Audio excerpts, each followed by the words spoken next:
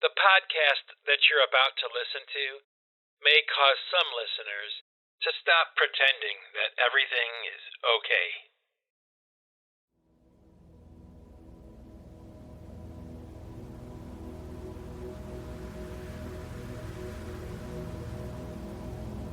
Well, hey there, happy innovators. How are you all doing today? I hope that you're doing well. I'm doing pretty good. I found this restaurant in Massachusetts.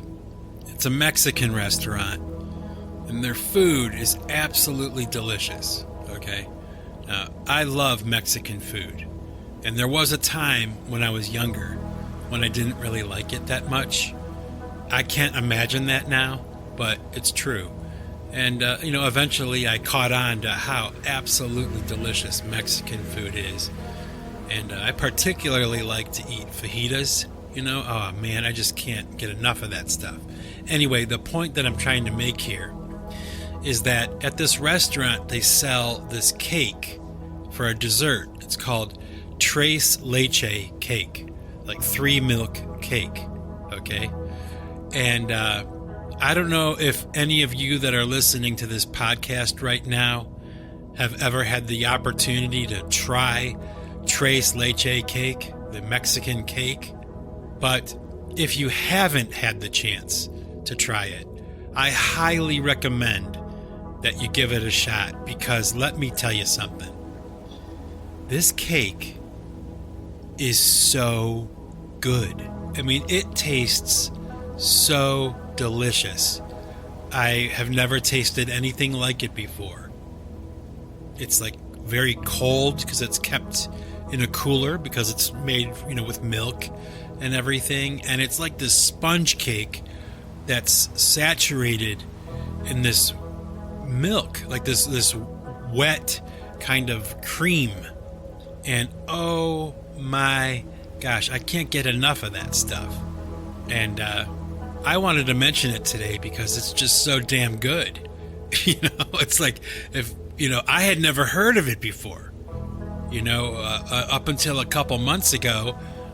And, I don't know why, I've eaten Mexican food pretty much for the past 25 years, but I never heard of it before. And my wife and I tried it. Oh, man, do yourself a favor. Get yourself a nice piece of Tres Leche cake from the Mexican restaurant that's nearest to you and give it a shot. I guarantee you won't be disappointed. Over the past couple years, I've mentioned in podcasts before how I'm kind of getting into the sport of hockey. I'm getting introduced to it really for the first time in my life. I was raised in an area of America where hockey wasn't really much of a thing. It just wasn't a priority. Like, my school didn't have a hockey team. I think maybe I knew one guy in Ohio where I grew up that played hockey, and, that was it. There wasn't much of that where I was growing up. But here in Massachusetts, okay, hockey is like a cultural rite of passage for a lot of the younger people growing up in Massachusetts. And, like I said, over the past couple of years, I've been kind of getting into it and learning about it and, watching the Boston Bruins, and, oh, they're just such a great team. And there's a lot of interesting things about hockey that most people, at least from my past experience, that most people don't really like to talk about. They don't really mention it, but I guess that's what I'm going to do here today a little bit. I'm just going to talk to you a little bit about the things I like about hockey, especially the Boston Bruins, because it's a different sport than all the other sports that I've seen. It requires so many different skill sets in order to perform at a high level in that sport. It shocks me that human beings are even capable of doing it. Yet, you can watch any hockey game, especially in the NHL, professional level hockey players, and man, they are out of control with what they're able to do. And each player has a strength, they have something they bring to the game that helps the team. It's very much like football or baseball or any other sport, except, everything they do, now think about this, everything they do on the ice when they're playing a hockey game is done on ice skates. So the whole time they're, handling the puck, they're trying to score goals, they're defending, there's offense, whatever they're doing, they're on ice skates. They're balancing the whole time. And I'm sure that, for people who play hockey professionally, they get to that level, skating on ice skates is really like second nature, But think about it. For your average everyday person, there might be a lot of people who can strap on some ice skates and, skate around a rink. But there aren't many people that I know that can strap on a pair of skates and do the kind of stuff that these guys are doing.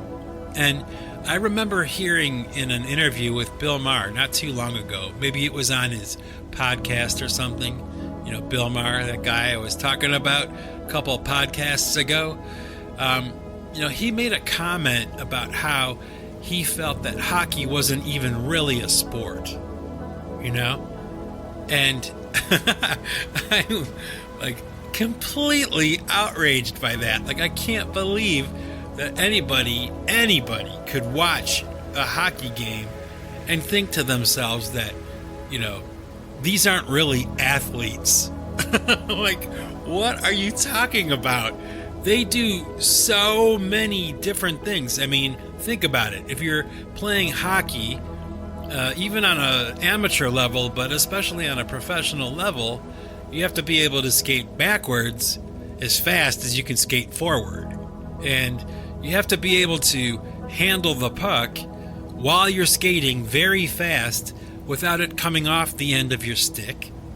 You have to be able to do all of this with your head up, because you have to be looking as to what's going on around you and who there is for you to send the puck to, or who you need to kind of swerve around or get around or whatever. So it's almost like they're handling the puck and they're not even looking at it. And this is while they're skating it, like 30 miles per hour on the ice, on ice, balancing on ice. It's so fascinating, and it's easy to take it for granted sometimes, because I watch a lot of hockey now. It's easy to take it for granted that they're on skates. They're on a slippery surface, Think about that. Fascinating.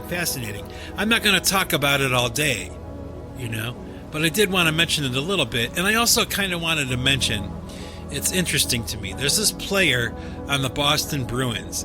His name is Brad Marchand, and he's a notorious player because he plays dirty. He's been in the league for a long time. He's a veteran player. He's the captain now of the Boston Bruins, and he has like a reputation for kind of being what they call a rat. He does cheap shots. He, kind of goes too far sometimes, or has gone too far sometimes in the past and taken guys out, and stuff like that. And now, many years into his career, he just celebrated his 1,000th hockey game. 1,000 games this guy has played. And wherever he goes, whatever city he goes to with the Bruins, whenever he gets the puck, whenever he touches the puck, the whole crowd starts to boo. Can you imagine how funny that is? In every city in America, or even in Canada, that he goes to play in, they boo him when he gets the puck. And he's a fabulous player. I mean, he is amazing.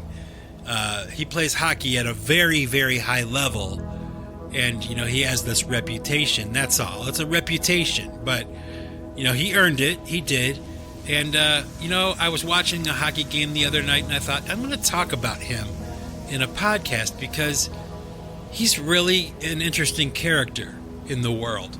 If you ever get the chance to watch the Boston Bruins play, you'll see what I mean. He's a very, very elite hockey player, but with this reputation that he's saddled with from years and years of kind of playing pretty hard and, I guess, playing dirty, he's dangerous, on the ice that way. And, if you watch hockey for 5 minutes, you can understand immediately how somebody being like that on the ice would be an advantage, So, whatever that means, I don't know, man. I don't know. But I wanted to talk about it. So there, I did. I talked about it. Done. Over the past few years of this podcast, I've been talking about a lot of different stuff. And, if any of you have been listening to this podcast for any amount of time, a lot of you would probably get the understanding that, when it comes to like science and, controversial scientific theories and things like that, like of, flat earth or what else, world history, and how there's this idea that the history that we are taught in school, in books and things like that, may not be accurate. And maybe not even like, a little bit inaccurate, but maybe completely false. Okay? And I've been thinking about this a lot because I find myself, at the age of 52? 52 now. I'll be 53 in a little while. And I find myself in this position intellectually where I'm slowly kind of rejecting, what would be the way of putting it?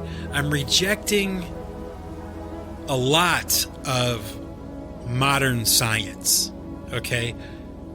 And I'm not alone, okay? There's a large group of people walking around out there that are kind of thinking along the same lines that I am, with the advantage of having the internet, for whatever that's worth these days, being able to communicate ideas freely, at least for the most part. I mean, there's some bullshit going on with that, there's no denying it, but for all of its flaws, at least the internet right now at this time has, some kernels of truth that you can discover and stumble upon. They may be hard to find, but you can find them. And, what am I talking about here? Well, I'll give you an example, okay? There's this guy named Ray Kurzweil. I've known about him for years. I mean, for probably 20 or 30 years, I've known about him. He's a scientist, and he is an inventor. He's a musician, and he was like one of the tech guys that brought, software to the world that could talk, like from printed words. You could scan words in, and it would actually speak the words that you just scanned in. And I learned about him from my wife, actually, because, as you know, she's an educator, and this software and these things that he was developing back in the day were being used in schools. And my wife had to know how to use this software called Kurzweil. She had to know it. and she brought it home, and I learned how to use it. So if you go back to, there's this video that I made so long ago now. I've talked about it before. It was called the Singularity. That's what I called it. You might be able to find it. Maybe I'll leave a link for it in the bottom, in the description here for this podcast. But I used Kurzweil software on that video, and you get this weird kind of robot voice, and as you know, I love that kind of stuff. So, man, I was all over that, and that was a long time ago now. Okay. And, over the years, kind of every once in a while, hearing about Ray Kurzweil, hearing about what he was doing, he was all about this thing called the Singularity, where, the machines would be smarter than people, the robots would be smarter than people. And, I know my podcast is called the Singularity Podcast, but it's not because of Ray Kurzweil, and it's not because of this singularity, this moment in the future, like this event horizon where the computer will surpass the human. That's not what this is about. The Singularity Podcast, the name, comes from the idea of one, I'm the only person here doing this right now. There's one person who makes the Singularity Podcast, one singular person, and that person is me. And also, too, when you look up the definition of the word singularity, it doesn't mean there's some event horizon in the future or where the robots take over. That's not really what the original meaning was. A singularity is a place or a zone where anything is possible, where anything can happen. And, that's why I call this podcast the Singularity Podcast, because I can talk about anything I want to talk about. There's not like one specific theme or one specific topic that I'm always talking about, right? It's wide open. I pick up the microphone and I just start talking, So, hence the Singularity Podcast. Anyway, back to Ray Kurzweil and his version of the Singularity. I was watching him doing an interview with Joe Rogan. And while watching this interview, Joe Rogan is asking all kinds of really hard questions to this guy. Basically, moral questions about the morality and the responsibility of handing to the world this technology. And, have you thought about the bad consequences that might come about from this idea? And it was really strange to me. This guy, Ray Kurzweil, was so reluctant to answer. Like he was incapable of processing these questions, these moral questions about, we know you can do this thing. You can create this thing, but should you create it? Or if you are going to do that, should there be some kind of governor, some kind of bumper that you build into it that would stop it from, becoming Skynet and like taking over the world and killing all of humanity, And this Ray Kurzweil, this, highly intelligent, well-credentialed man who's invented many, many amazing things, with electronics and things that have helped people, okay? He's like incapable of considering the downside of what he's creating, And I thought, as I'm watching this, and, honestly, as I've watched him over the years, so it's been a long time since I've been tuned into Ray Kurzweil, I've learned a little bit about him. He's an interesting character, but he's also a tragic character, in my opinion, because basically this race that he's in to make this technology that will surpass the humans and stuff, is basically an attempt to outrun his own death. Like, this guy is afraid to die. He doesn't want to die. So he's trying to make a machine. And I'm not kidding here. Okay, this is real. He's trying to make a machine that he can upload his consciousness to and continue to live forever.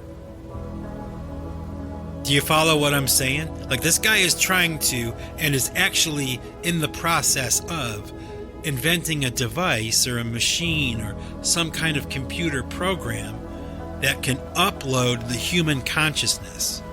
Okay, so let's think about this. What I'm saying is, imagine taking your personality, your memories, your ability to see and taste and hear everything except for your body, okay, and uploading it into a machine. I can't even believe I'm saying this, where you can still exist without your body, having never died, okay? And I don't know, it sounds a little creepy to me. And also, too, I mean, whether you guys realize this or not, it's actually biblical. It actually talks in the Bible about a time on earth when people will be in a situation where they won't be able to die. Like, they'll want to die, but they won't be able to, because they'll be in some kind of device, some other zone, some other place, some other existence, with the consciousness that they have now. It's like, it's so wild and out there, but this guy, this Ray Kurzweil dude, is actively running towards this. I mean, he is, really in a sprint right now, because he's getting older. He's getting much older. And, he's on this regiment of taking like 85 pills a day and all kinds of stuff to kind of like preserve what he is, holding on for that day when he'll be able to upload himself into something and then never have to die, And this is just one, strand of information in my brain that's making me kind of rethink this whole science thing, okay? I think that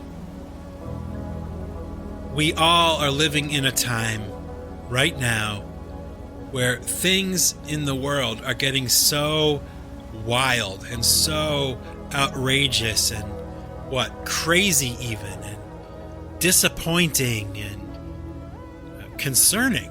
There's things that I see that take me aback, a little bit, kind of knock me back on my heels. Like, what in the hell is going on in this world? Like, what is going on? Why is it that it always seems that people are always making the wrong decision? Doesn't it seem that way sometimes? Like, everything seems to be going the wrong way,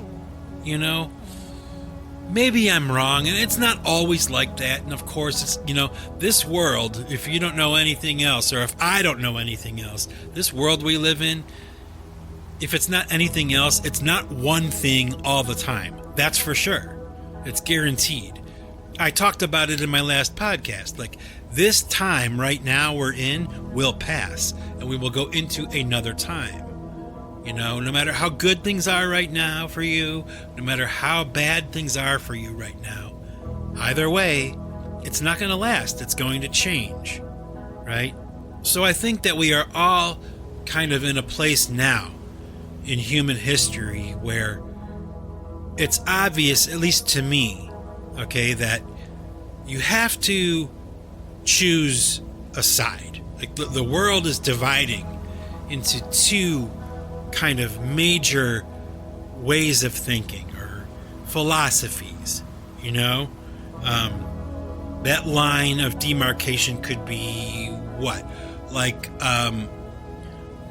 religion or no religion, spirituality or atheism, or science or philosophy, or like these lines that divide people right down the middle. You could have a family that's split this way, where half the family thinks that science is the answer to everything, and then you have this other side of the family where it's spiritual, man. We are spiritual machines. This is not about the hard reality that we're in. It's not about that. It's about more than that. There's an invisible element to this existence, and man, I am on board with that. Okay, I always have been, but I think that now we're in a place socially, globally, whatever. We're in a place where you really need to pick what side you're on. We used to be able to get away with kind of straddling the fence a little bit, but now things are becoming so polarized and so ridiculous and over the top, like judgmental and mean-spirited, bad-willed. People are getting canceled, or they get in trouble for having an idea or thinking a thought. It's so strange and so bizarre, but it just reinforces this idea that we might be having fun and all, but let's face it, folks, we gotta choose what side we're on. Do you agree with that? Do you see that too? I mean, maybe I'm whacked out, maybe I have it all wrong, but I don't think so. Not on this one. I see it more and more every day. And that goes back to this idea about, for me anyway, kind of like this idea of abandoning modern science. I have investigated a lot. I've listened to a lot of people talk. I've watched and listened. I pay attention. And I see more and more evidence of this community of scientists, modern scientists, that are abandoning the scientific method.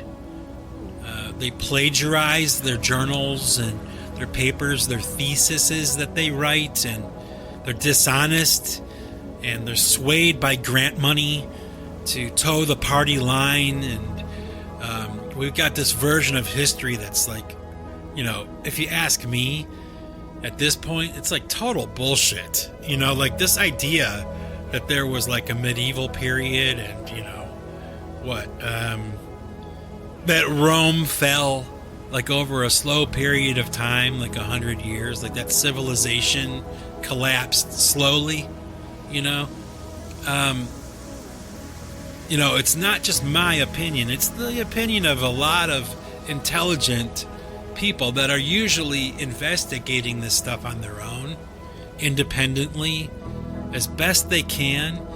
And, I've talked about it before, the mud flood and Antiquitech, this idea of these old structures that are in every single city all over the world that are made out of pure marble, and, they're gilded and beautiful and incredible pieces of architecture. And like I said, in every city, I mean, you can go into your own town, wherever you are listening to this podcast, go downtown in the place that you are, and you will see somewhere in the landscape one of these structures that I'm talking about. I mean, they're everywhere, okay?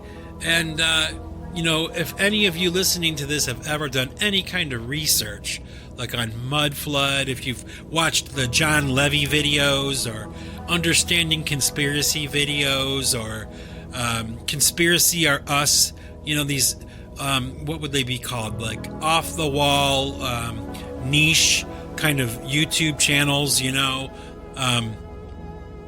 they're getting a lot of traction, and the reason that those channels, those conspiracy theory guys are getting a lot of traction is because a lot of the stuff they're talking about isn't conspiracy. It's like, it's reality. It's in front of you. You can see it. You don't need somebody to explain it to you. You can see it with your own eyes. You don't have to have a special, college degree to understand what you're looking at. So, and the list of those kinds of things, those scientific things that I find myself, slowly abandoning almost completely now. I mean, what? I still like a doctor that knows what they're doing. And I still like a dentist that, has modern, pain-numbing equipment and things like that. We live in a great time. We have antibiotics. They work. It's not that kind of science that I'm willing to deny. It's not what I'm talking about. It's the other things. When somebody says to me that the Earth is 5 million years old, or 10 million years old, or 250 billion years old. How the hell do you know that? How could anybody know? It's bullshit. It's a lie. And yeah, there's probably people out there like, oh, Mike, you're crazy. You're a conspiracy theorist. You don't know what you're talking about. It's like, okay. Whatever you say. Right. Whatever you say. I have enough evidence. I've seen enough. I've heard enough. Where, man, I just am losing faith in these guys. I think the world that we live in is not anything that we've been taught in school. I mean, it has not been described or taught by anyone. To anyone. It hasn't happened. It hasn't happened. It's only because of this thing called the internet that people were able to discover this stuff and get into the minutia of it, the City Hall of St. Louis, Missouri, the building. What's the history of that building? It's a total bullshit story. But they didn't think when they were writing that bullshit story and, putting it in the archives is official storytelling of what really happened to the City Hall of St. Louis, okay? They didn't think anybody was ever going to read it. You know what I mean? Like, it's written as if they didn't care enough to care about details. It's a totally bullshit thing. It's obvious that the story they're telling is not true and couldn't happen. Like people building these massive marble structures like the Capitol building in Washington, D.C. with horse and buggy. Like, get the hell out of here. When you really look at these structures, it's like, what the hell? It is in plain sight. It's there all the time. It's in every city, in every country, all over the world. And we look at these things and we don't even know what we're looking at. But there's a group of people, myself included, that are starting to kind of catch on to this idea that maybe the history we've been taught is not true. And not accurate. Like, not at all. Like, not at all what happened. Isn't that strange? And, think about this. Even with things like technology, the sciences, like technology is a science. I mean, I've been working with computers and different technologies for a long enough time now, where I kind of realized that it's kind of a myth to me. It's kind of bullshit. Like, yeah, there's software and there's things that are being invented right now that, make your phone work faster, but I don't have a smartphone. Like, I don't want one. I'll never own one. I don't want to live my life through a phone. I don't like to talk on the phone that much. So why would I carry it with me everywhere I go? And like, it's, it's a myth. It's that same kind of myth. Like when people retire, they get an RV, They're going to retire. They're going to get an RV and they're going to drive across America. That's what they're going to do with their retirement. And they drive across America and it's a catastrophe. And they realize this myth of retiring and getting an RV and going across the country, while it may appeal to some legitimately, for most people, it's bullshit. It's a waste of time. It's a myth. And I think that I'm getting to a place where I put technology and the wonders of modern technology into this category where, I mean, come on, let's face it. Right? The computers that we're using, they suck. You know, I work on a computer so often. It's like I spend the majority of my time watching this wheel, going round and round, waiting for it to process what I want to do.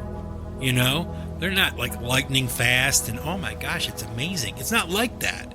It's there'll be moments where I have 3 different devices, you know, all going at the same time, and they all have a wheel. You know, just waiting. I'm sitting here waiting for the technology to catch up to me. You know, it's true. I'm starting to reject it outright. I'm finding the value in analog. You know, going backwards. It's better. It's actually better to deal with compact discs and cassettes and VHS tapes and DVDs rather than streaming. I mean, the streaming thing is a crock of shit. You know, it's a catastrophe. You spend all this money buying a movie you want to watch, and then in the future, at any point in the future, what is it, Netflix or something, they can decide to just like not have that movie available anymore. And you're like, hey, wait, I paid for that. I own that. I wanted to watch it again, and now I can't find it. I can't watch it. You would have been better off buying a DVD, right? It brings me back to this idea that I wanted to talk about today of, I don't know, maybe like Luddite culture. I'm not even sure what it would be called because it's a very small group of people right now. But I'm paying attention to this, and let me tell you, it's growing, okay? There are a lot of people that are starting to think the same way that I'm talking right now. They're rejecting a lot of these modern conveniences or technological conveniences that are really a myth anyway. They're not really all they're cracked up to be. They usually fail, you know, they don't achieve what they're supposed to achieve. Planned obsolescence, where the device you bought only lasts for a couple years because it's designed to fail. It's designed to work for 2 years and then break. So you have to go out and buy a new one. I did a whole podcast a long time ago on planned obsolescence. Okay, so that just reinforces this idea that I'm trying to express here. That I've been on this trip for a while now, you know, and I'm arriving at this place where I'm realizing, I'm looking at the landscape of humanity, okay? And I use technology, okay, I have to. I rely on it for certain things, but it's very unreliable, and I have to rely on it anyway, unfortunately. Like, if you want to still hear like PC3 songs, and new pipe choir songs or new podcasts, yeah, I gotta hook up to a computer and get this thing done, you know? But if there was a way for me to do what I'm doing right now, talking to you, if there was a way for me to do it without using computers, I think it would be better, you know? I mean, I remember, I'll share a little story with you here. I was drumming in a band a long time ago that was recording in a very elite studio, okay? The kind of studio where not just anybody could go there and record. you had to be kind of vetted by the engineer at this studio, and if he thought you were up to snuff, your band would get to record there and pay to be there. You know what I mean? Anyway, my point is, I was in the studio recording. We made it in, and this engineer was telling us a story. This is probably back in maybe the year 2000, before I left Kleetown. He was explaining that there was a studio in Ohio. I forget exactly where it was, but it was a very elite studio back like in the 60s, the 1960s. And they had state-of-the-art everything in the studio back in 1960, okay? But the problem was that with any recording studio or anything like that with music, as some of you may know, you have to always be buying new stuff. Like, you have to keep up with the modern stuff, okay? And this particular studio, that I don't remember the name of, had backed itself into a corner a little bit by spending a lot of money on all of the state-of-the-art equipment at that time. They weren't able to afford to keep up with what was new. They spent all their money in the front end. They blew their money on this equipment that was, state-of-the-art in 1960, but by the 1980s, this studio was kind of like a dinosaur. And, the young whippersnappers like myself and, everybody else I knew didn't want to record in a studio like that.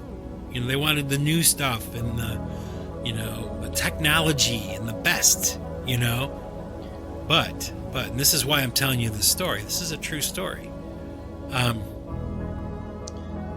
Lenny Kravitz, whom I love, I think he's awesome, awesome. I'm a huge fan, okay? He heard about this studio, that it was still there, it was still operational, but all the gear they had was from the 1960s or something like that. And Lenny Kravitz, came to Ohio to this studio to record his, I think it was Are You Gonna Go My Way album. It was recorded in that studio because the equipment they had in that studio was so outdated that he wanted that sound. He wanted that analog 60s sound. And I always remembered that story.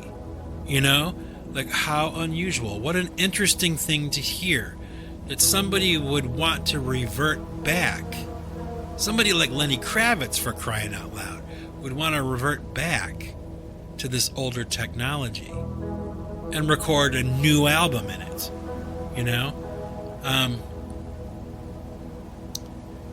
and it goes along the lines of what I'm talking about here, there was a time when compact disc was like the thing, man. That was the way to go. And having grown up in an era where I was born into vinyl, 45s and LPs on vinyl. That's when I was born. 8-track tapes, and then a few years later we had cassette tapes, right? This is what I remember. I remember using them all, Then came the compact disc and the mini disc and the DVD and the DVD-R and the CD-R. All these different technologies started to emerge, and I was right there. I was a musician, right? So I was always, dealing in, different mediums. Cassette tape, CD, vinyl.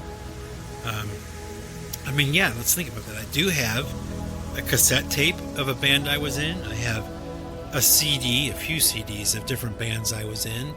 I have a vinyl of a band I was in. And here we are now, right? With the streaming and all this kind of stuff. And oh my gosh, it's been a game changer for me. As a struggling musician and songwriter, or whatever you want to call me, it's been a golden opportunity, and for that, I'm eternally grateful. But I find myself kind of reverting back, even though my music is available for streaming and downloads and all that kind of stuff. I, Michael, the guy who makes the music, I prefer to listen to it on a compact disc. That's what I prefer. I've talked about that before too. Like, I'm a Luddite. I have no shame in that. But there are a group of people like myself, and it's growing, okay, that are starting to go back. They're kind of abandoning the new technologies when it comes to music and films and those kinds of things, and they're going back to VHS tape, and they're going back to DVDs, and they're going back to CDs and cassettes, because these devices that we use to consume the entertainment that we desire, okay, these older formats are much more reliable. And as strange as that sounds, there's this growing group of people that are realizing that now. That this idea that new is better is kind of bullshit. And, the real reliable format for music and film and even books, right? Books. And a book, paper book, a book, right? Not some Kindle book that is data, zeros and ones that can be lost or erased or glitched or messed up somehow. If you have a book, it's a book. You hold it in your hands. It's got the same information you'd get on a Kindle book, but it's in your hands. It's a tactile thing. It has a smell. It has pages that don't disappear, because somebody unplugged something, It's a much more reliable format for somebody who likes to read. And you know what? Having sold books for a long time, I did that as a business a long time ago. Did really well with it too. There will always be people that want books. They do not want the Kindle version. They don't want to read it on their phone. They want a book. Those are people that love books. What are they? Bibliophiles, right? But I'm kind of like that. I mean, how many times have you guys heard me grab my dictionary? My new Oxford American Dictionary, because it's a reliable source. I don't have to wonder if the definition for a word is some asshole that hacked into the thing and made their own definition for a word that I'm looking up, I mean, it is an accurate definition. It was printed back in, 1980s or something, before anybody was doing anything with computers, And you guys know what I'm talking about. How many times have we seen something that was supposed to be truth, and it's like Wikipedia, those stupid warnings they put under videos, like they're the arbiters of truth, they are so full of shit, come on. You've got to be kidding. The audacity of Wikipedia putting anything underneath the video that you're watching, correcting, this is what this means. We know because we're Wikipedia. Get the hell out of here. Are you kidding? Losers. It's like you have to at some point just go, no. No. I'm not buying into it. I don't believe that Wikipedia is the future of thesauruses and dictionaries. I don't think so. I don't think that they contain truth. I don't think so. I think it's manipulated information. And why the hell would I want to waste my time with that? And just goes back to this idea, slowly but surely, Man, I'm walking away from all this. I'm walking away from Ray Kurzweil. I'm walking away from streaming and cell phones, smartphones. I'm walking away from Wi-Fi. I don't want it. I don't need it. I would rather watch something on a DVD. I would rather consume information from a more reliable source. I don't want to waste my time. You know? And,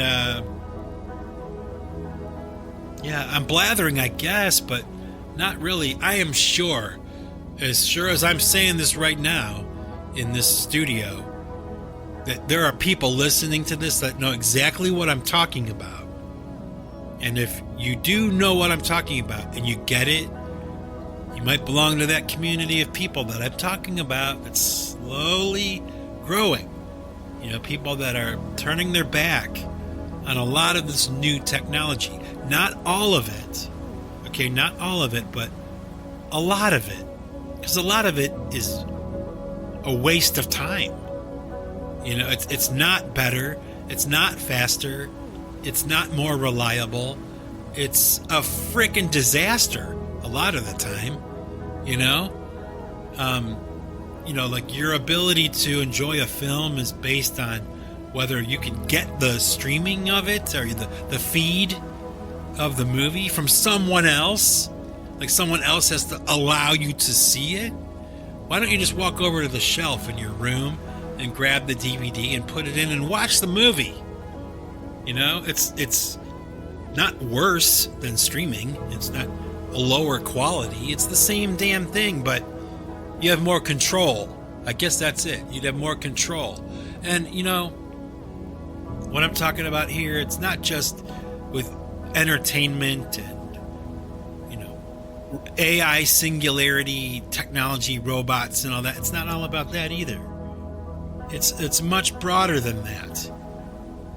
I guess that the conclusion that I'm coming to here, what I'm really trying to say is that I'm losing faith in a lot of these newer things. That's all I'm trying to say.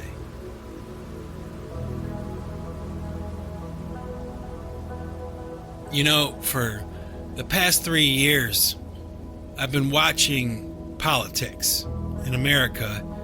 You're watching the situation with Joe Biden as our president. And as much as you dislike the man or doubt the man or whatever, he still is the president of our country, and we should honor the office, even if we don't like the man, okay? But for the past 3 years, I've been watching this guy, and I'm thinking to myself, how in the hell did somebody who's so mentally feeble get elected as president of the United States? Like, it doesn't make any sense. Like, cognitively, this guy, I don't know, like, what is going on there? You know? I asked myself that question, and for 3 years, I watch him, and I'm like, what the hell is going on there? Like, how could he be president? Like, how is he able to be president? You know, he can't even walk up a flight of stairs without falling down. You know, what is going on here? And you know, I think I kind of know what might be going on. And I don't want to be talking about politics too much. That's why I stuck this at the end of the podcast, but I did want to drop this little nugget in there for you. Okay? I don't know how old you are, whoever's listening to this podcast, but I was born in like 1971, and I remember when Ronald Reagan was president. I was old enough to remember him, and when he was elected and all that, everything. I remember it all. And I remember the Iran-Contra scandal, you know, with Oliver North and all that. And I was a kid, so I didn't really care too much about it. But, you know, I got the idea that, you know, what was going on was some pretty shady stuff and whatever. And, you know, they put Ronald Reagan in the hot seat, you know. They're asking him questions about this crime that had been going on his watch, that, you know, he must have had some knowledge of, or he must have had a hand in somehow. How could he be president and not know that these things were going on? And Ronald Reagan answered almost every single question, okay, with, I don't recall. Like, Mr. Reagan, do you remember blah, blah, blah, when this happened on this date with this person, and there was a meeting and this took place? And he'd go, I don't recall. And that was all he had to say. And of course, as it turns out, Ronald Reagan, in fact, did have Alzheimer's disease, which, affects your ability to remember things. So it was plausible. It made sense. It wasn't just an opportunity for him to skirt the issue. He had Alzheimer's. He didn't remember. Off the hook. No problem, right? So I'm sitting there watching Joe Biden, and I'm thinking, like I said, how in the hell is this guy able to be in the position that he's in? Like, who is allowing that? It's almost like elderly abuse. I mean, I'm not kidding, And then it occurred to me that they put a guy in place in the Oval Office that doesn't have any memory. He can't remember anything. Get it? Mr. Biden, did this happen? Did this happen? Was this person there? Did they say this and do this? Was this crime committed? And all he has to say is, I don't remember. And who's going to go, oh, bullshit, he remembers. He's lying. No, it's plausible deniability. Come on.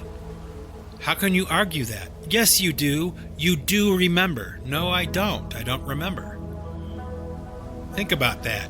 Great strategy. And if it's true, if it really is working out that way, like the rumors are that, Obama is really running things still, and it's this back and forth between Obama and Trump, Darth Vader and Luke Skywalker, I don't know if it's really that way, but if it were, as conspiratorial as it sounds, or as outrageous as it sounds, wouldn't it make sense that they would put somebody in charge that really doesn't remember, who is incapable of getting into trouble because he doesn't remember anything?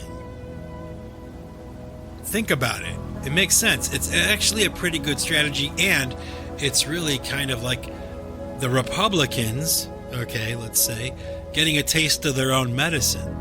Because Ronald Reagan did the same thing, 20 years ago. He's like, I don't remember. All these things happened, Mr. Reagan. All these crazy, wrong, morally repulsive things happened on your watch. What do you have to say for yourself? I don't remember a damn thing. Think about it. And that's where Joe Biden, President Biden, I like to call him Joe Biddy. It's like, I don't know. Maybe it's a little disrespectful, but I don't know. President Biden, President Joseph Biden, he when this whole thing comes down, if there's any kind of trouble in the future, a document is found or an email was sent and somebody's getting busted because they did a thing and it was a crime. It was like political crime, he won't remember. Like, that's all. Story over. That's it. Mr. Biden, what happened? I don't know. I don't know. I don't know what you're talking about. Talking into his shoe, holding it like a phone. He doesn't even know where the hell he is. You know what I mean? How's he going to tell you what happened back in, 2020? He doesn't remember. He's got dementia. That's a serious thing. Why is he president? How is he able to function? Oh, I don't know. What do they say? Oh, everything's fine. He's very sharp. He's very sharp and he's doing better than ever. It's like, really? you're kidding, right? I mean, you see the shape of things and how things are going, and you still think that everything's hunky-dory with President Biden and America and how things are right now. No, it's awful. It's awful. I don't even know what to say other than, back to my original point. It's a great place to end this podcast, that you have to choose, folks. All of us, me, you, everybody, we have to really kind of decide. The situation in the world, in our countries, respectively, each one of our countries, our cities, whatever, the moral questions, the big questions, the spiritual questions, the questions about technology and science in the future and where we're headed and, are we going the wrong way? You have to make a decision now about what side you are on all of this. And, I have to make that decision too. And I hate that, but I do. I have to make a decision about where I stand and how I feel about things. And, I'm in the middle, but even somebody like me, I'm going to have to make a decision. I'm going to have to choose a side to be on this whole thing. And I'm not telling you what side I'm choosing, but you shouldn't tell me what side you're choosing either. Keep that to yourself. Keep that private. I will too. So anyway, my happy innovators, peace, love, and Melba toast. And remember, folks, if you want to keep what you've got to give it away. Take it easy, everybody.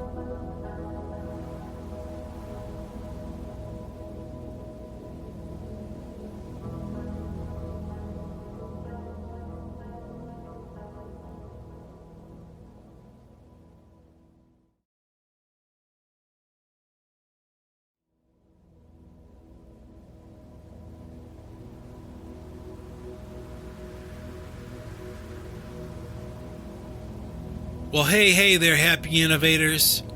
Thank you all for sticking around to the end of the podcast to listen to some music.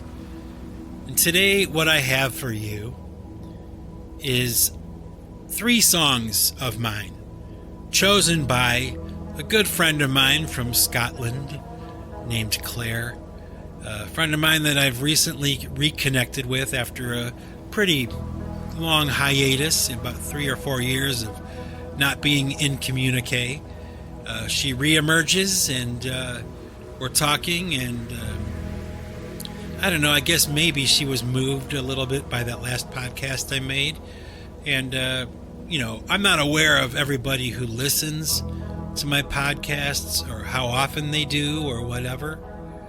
And I had no idea that all these years that Claire was listening to my podcasts regularly. And you know what? A couple days ago was her birthday. I won't tell you how old she is, because that's not gentlemanlike to do. But she's a really cool cat from way across the pond over there in Scotland. And Claire, thank you for listening to this podcast and for being so funny and so good to me for a long time. You are a good friend. And here we go. 3 songs that Claire has chosen as my birthday gift to her. I'm deciding to put them at the end of this podcast. So the first one I'm going to share with you is a song called Here Comes the Sun. The second song I'm going to share with you is A Dark Blue Arc. And the third song I'm going to share with you will be the song Love, because that's the song that she likes the most. And it was the song that really kind of brought her to me in the very, very beginning, many, many moons ago. So Claire, here you go. Without any further ado, happy birthday to you, cutie pie. And I hope that you're doing well, and I hope you enjoy this. And I'm sure I'll be talking to you soon. Here we go. Enjoy. Happy birthday.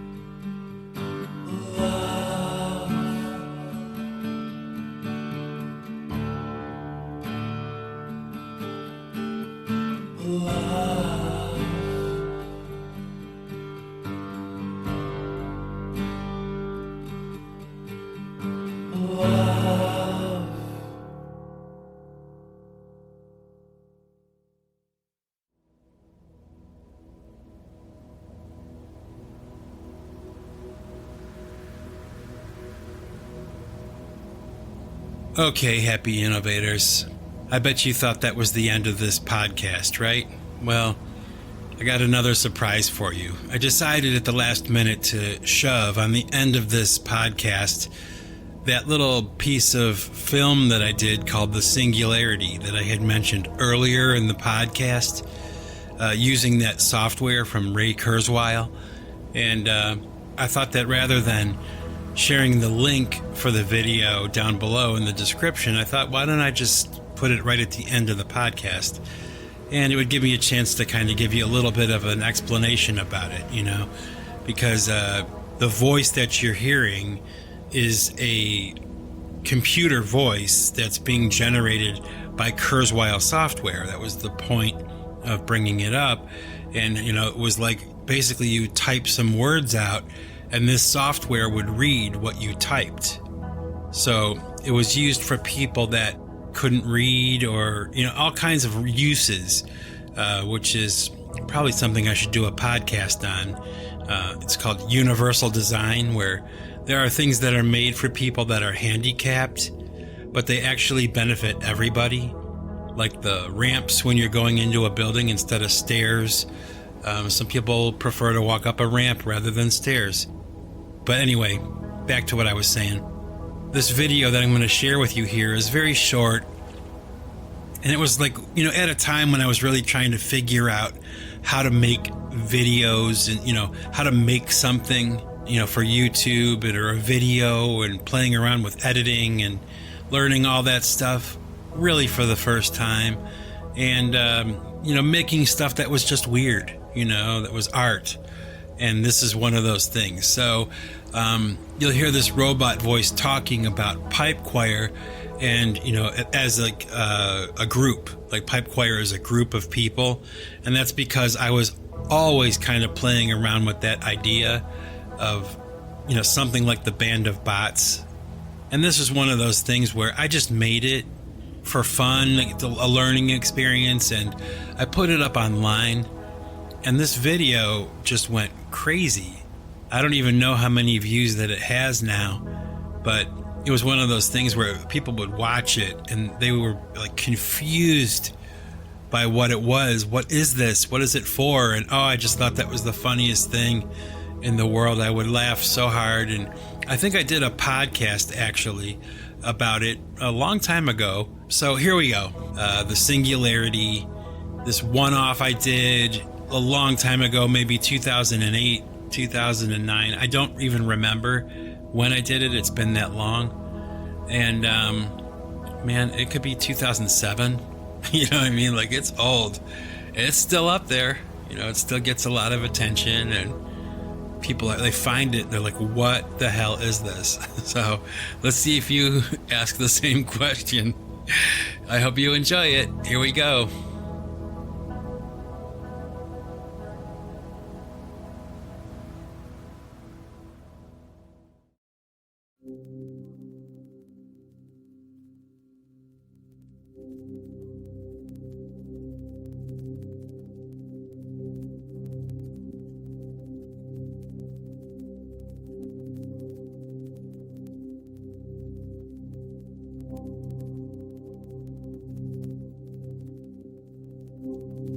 Hello and welcome.